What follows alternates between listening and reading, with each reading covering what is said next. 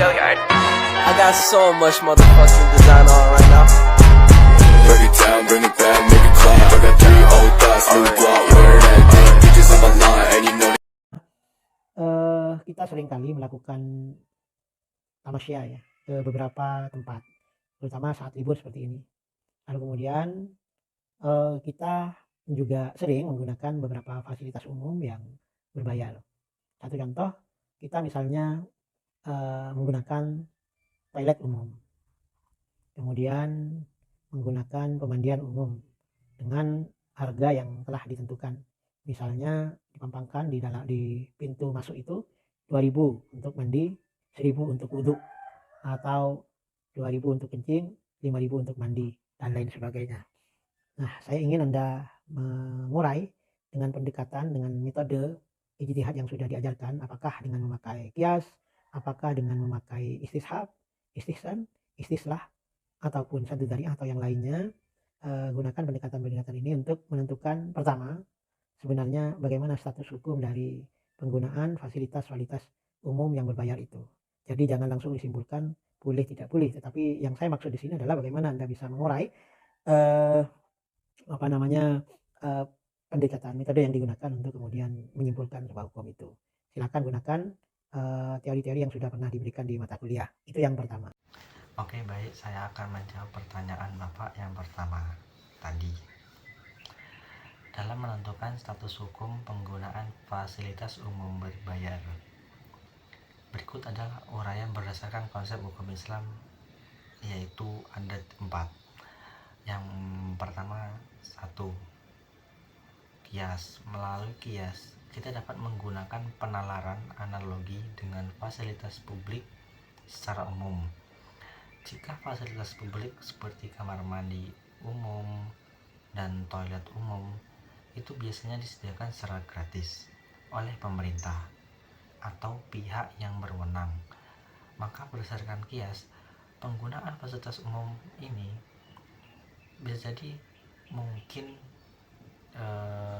berbayar tapi dianggap tidak wajib atau tidak diperbolehkan dalam Islam. Dan yang kedua, istiqoh. Istiqoh adalah metode pengambilan hukum dari sumber-sumber hukum Islam yang ada. Dalam hal ini tidak ada ketentuan langsung dalam Al-Quran dan hadis yang secara spesifik membahas penggunaan fasilitas umum yang berbayar. Oleh karena itu, istiqoh memberikan kebebasan kepada individu atau masyarakat untuk menggunakan fasilitas umum berbayar selama tidak ada ketentuan yang melarang atau bertentangan dengan prinsip-prinsip Islam. Untuk yang ketiga, istihsan. Dalam istihsan, maslahah masyarakat atau kepentingan umum itu dipertimbangkan. Penggunaan fasilitas umum berbayar dapat dinilai berdasarkan manfaat yang diperoleh oleh masyarakat.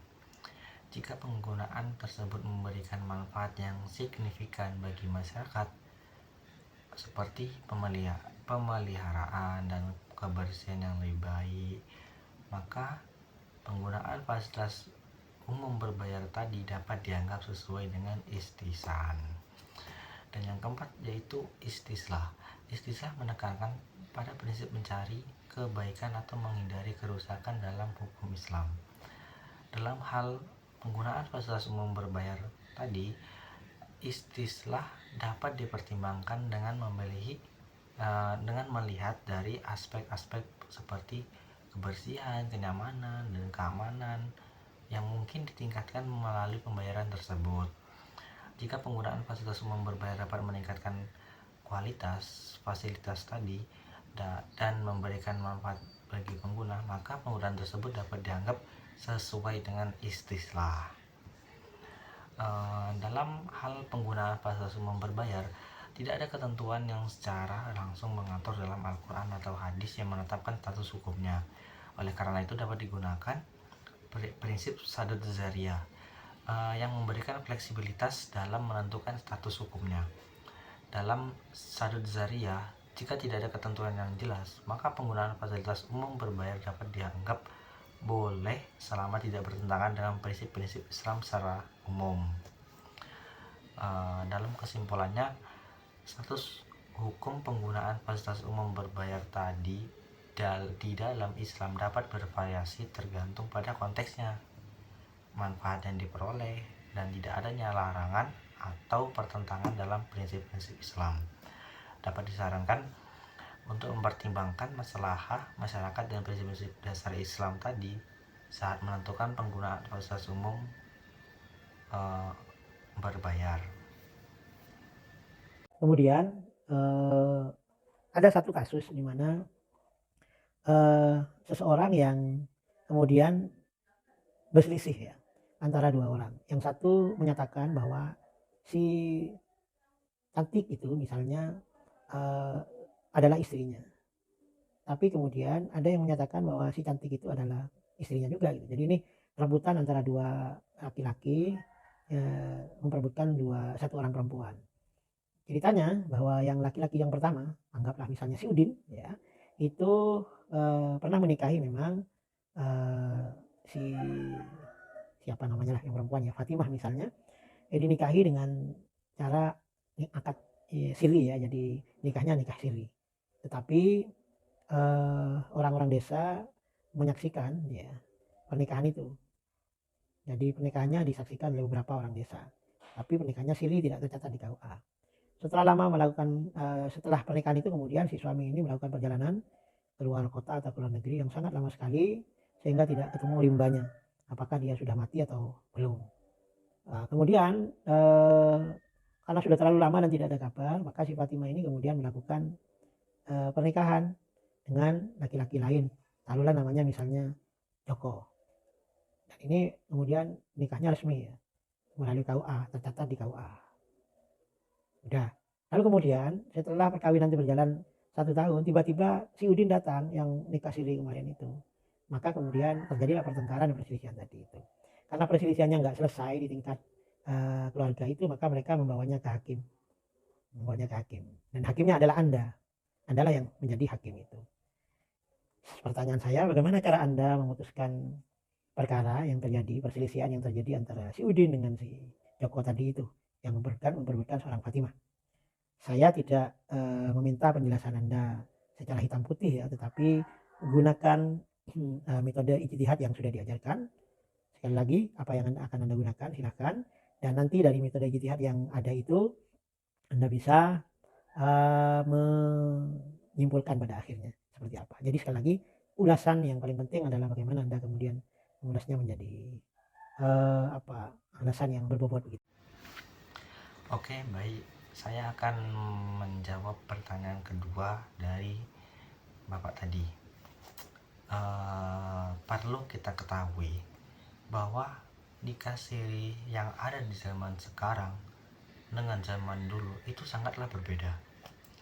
Jadi dulu zaman Nabi yang dimaksud nikah siri adalah nikah yang dilakukan tanpa memenuhi syarat, seperti wanita yang menikah tanpa wali.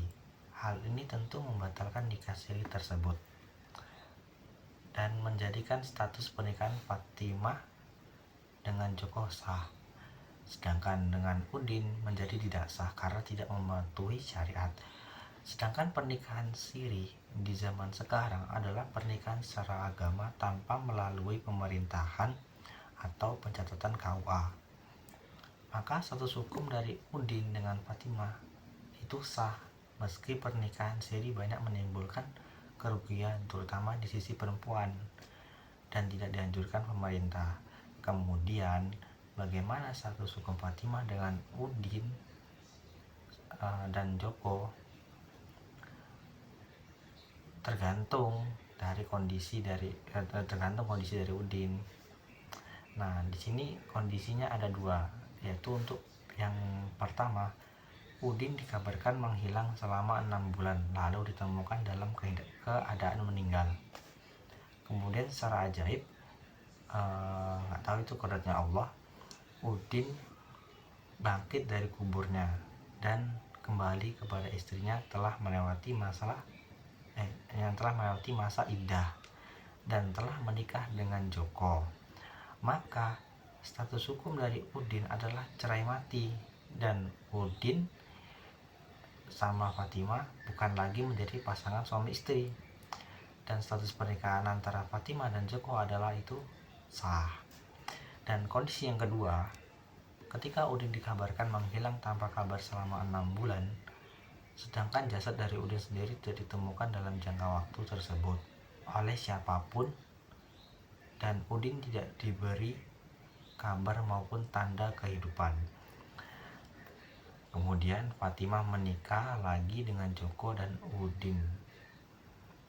Lantas dapat dikatakan kondisi Udin ketika menghilang adalah mafqud atau gaib. Para ulama Hanafiyah dan Syafi'iyah berpendapat bahwa hak cerai tetap di tangan suami meski suami dalam kondisi menghilang, sedangkan jika itu kan dalam kondisi suami menghilang, itu menurut ulama Hanafiyah dan Syafi'iyah. Untuk ulama Malikiyah dan Hambaliyah sebaliknya, yang mana ketika suami hilang maka istri mendapatkan hak untuk menceraikan suami di pengadilan setempat.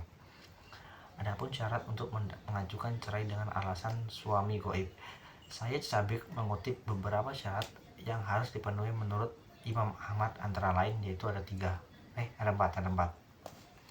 Untuk yang pertama, kepergian salah satu pihak tidak beralasan yang dapat diterima.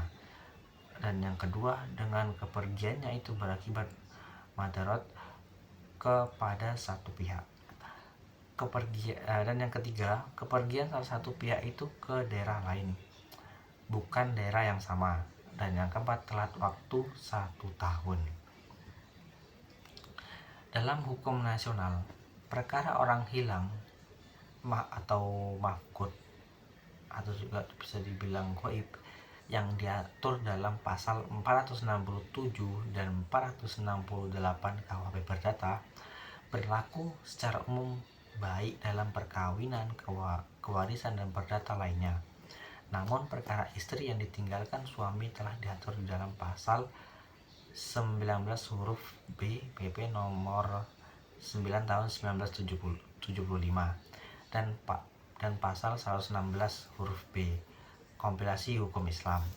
Ketentuan yang berlaku dalam perkawinan tidak membedakan alasan gugatan tersebut karena suami mafqud ataupun gaib, tanpa hanya dengan alasan salah satu pihak meninggalkan pihak lain selama 2 tahun berturut-turut tanpa izin sepihak, dan tanpa alasan yang sah di luar kemampuannya. Paling akhir dari pertanyaan saya adalah, ini pertanyaan saja tanpa uraian. Kalau Anda pernah belajar tentang, ini pertanyaan ketiga ya ditekankan, tentang maslahah, ada namanya maslahah mulghah. Ada namanya maslahah mulghah. Nah, tolong Anda urai. Maslahah mulghah itu kok masih disebut maslahah ya, padahal sudah mulghah. Kenapa? Kemudian beri contoh ya. Jadi pertama uraiin contohnya dulu deh. Seperti apa maslahah mulghah itu. Lalu kemudian jelaskan secara rasional kepada saya, mengapa kok masih disebut maslahah padahal sudah mulghah gitu ya. Jadi tolong diurai itu. Oke, baik, ini mungkin untuk pertanyaan ketiga atau yang terakhir dari Bapak. Saya menjawab, maslahat seperti ini dianggap mulghah, yaitu tidak terpakai oleh syariat. Misalnya, syara' menentukan bahwa orang yang melakukan hubungan seksual di siang hari pada bulan Ramadan dikenakan hukuman dengan memerdekakan budak, atau puasa 2 bulan berturut-turut, atau memberi makan 60 orang fakir miskin. Adapun Laits bin Sa'ad, ahli fiqh Maliki di Spanyol pada tahun 94 sampai 175 Hijriah, menetapkan hukuman puasa 2 bulan berturut-turut bagi seseorang, dalam kutip, penguasa Spanyol yang melakukan hubungan seksual dengan istrinya di siang hari pada bulan Ramadan. Para ulama memandang hukum ini bertentangan dengan hadis Rasulullah SAW di atas, karena bentuk-bentuk hukuman itu harus diterapkan secara berturut-turut. Oleh sebab itu, para ulama usul fiqh memandang mendahulukan hukuman puasa 2 bulan berturut-turut dari memerdekakan budak merupakan kemaslahatan yang bertentangan dengan kehendak syara'. Hukumnya batal. Kemaslahatan seperti ini menurut kesepakatan para ulama disebut dengan maslahah al-mulghah dan tidak bisa dijadikan landasan hukum. Cukup sekian dari presentasi saya menjawab pertanyaan-pertanyaan dari Bapak tadi. Kemungkinan dari penjelasan saya yang Bapak tanyakan, kalau misalnya saya di situ penjelasannya kurang fleksibel, barangkali saya minta maaf sebesar-besarnya. Saya belum bisa mampu efektif banget untuk menjawab dari pertanyaan Bapak. Mungkin itu penjelasan saya untuk mengenai dari pertanyaan-pertanyaan Bapak tadi. Mungkin sekian dari saya. Kalau saya banyak salah di penjawaban tadi, mohon dimaafkan Pak. Billahi taufik wal hidayah. Wassalamualaikum warahmatullahi wabarakatuh. Audio Jungle.